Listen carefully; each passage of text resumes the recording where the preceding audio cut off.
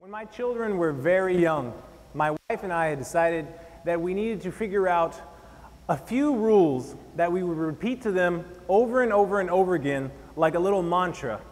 And eventually, they would just have it down, and it would just permeate their entire soul. And we said, okay, wait, let's talk to them about how they can be good at school. We are teachers. But then we're like, actually, let's come up with some things that actually they would be good at school, but also they could apply it to life. So this is what the mantra became from the point in which my children started elementary school, and we said it every day when they got to school, all the way until they were in the middle school. And it was simply this: listen to your teachers, do what you're supposed to do, have fun with your friends, and try your best. So let's start with the first rule. Listen to your teachers. Please say that for me. Listen to your teachers.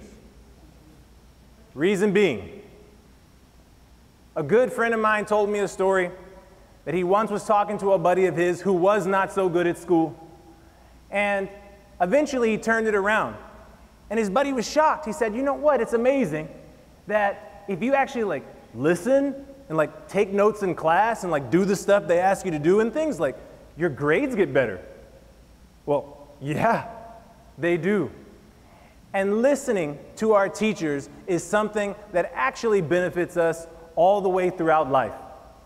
Many of us, depending on what philosophy or religion we have teachers that give us the rules of our lives, and if we make them explicit and repeat them to ourselves over and over and over again, we know what we need to do.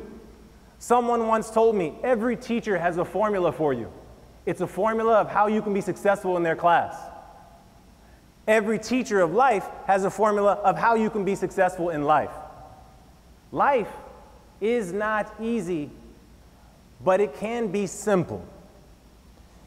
And for instance, my teachers, what they tell us was our home rules: don't lie, take responsibility for what's actually in your control, treat other people the way you would like to be treated, and do the right thing even when that's hard to do. Rinse and repeat. The second rule, of course, is do what you're supposed to do. Can y'all say that for me, with me here? Do what you're supposed to do. Reason being, have any of you ever been called to the principal's office or your boss's office? Raise your hand if that's happened to you. All right. You know that if you haven't done anything wrong and you've been doing everything you're supposed to do, you're just curious. You're like, why did I go there? But if you know you've been messing up and you know that you haven't been doing everything you're supposed to do, on your way to that office, what are you doing? You're coming up with an argument, a defense, an excuse. You're panicked. People want to eliminate anxiety, or at least tamp it down a bit. Do what you're supposed to do. Be doing the things you know your teachers told you to do.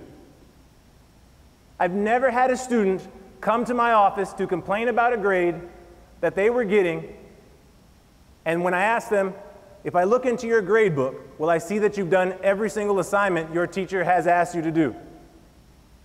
And they almost never say, yeah. Have you been going in for the study times when your teachers asked you to come in? Have you made your deadlines? In life, it's the same.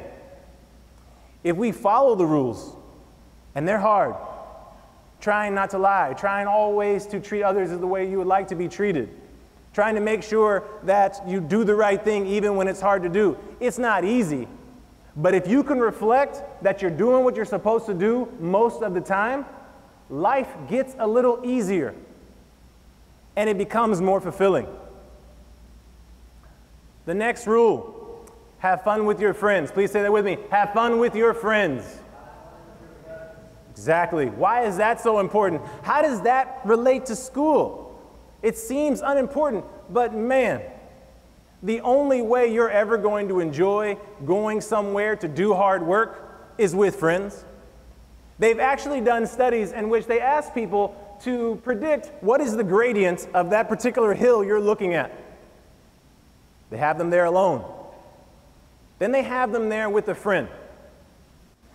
The people who are alone overpredict the gradient of the hill by 20%.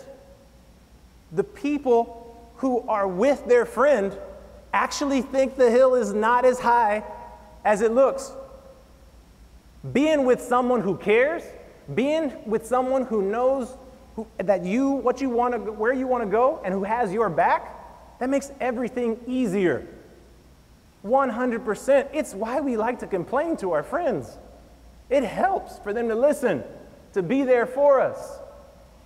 And if you don't teach how to have good relationships, I'll tell you this, in the longest study we've ever had on happiness, the Harvard Longitudinal Happiness Study, that is now being also replicated in many different countries, the number one indicator of a happy life is not your money, it's not your status, it's not whether you went to an Ivy League university, it is the quality of your relationships. Come on, the best parts of your life and the most drama all have to do with relationships. You know that. You knew that since you were this high, but we like to ignore it. Having fun with your friends is just another way of telling them when they're this high, you need to be able to get along. And the funny thing is, when you listen to your teachers and when you follow those rules and do what you're supposed to do, man, your relationships are better as well. Because remember this sneaky little thing about listening to your teachers. Every person has something they can teach you. Listen to people.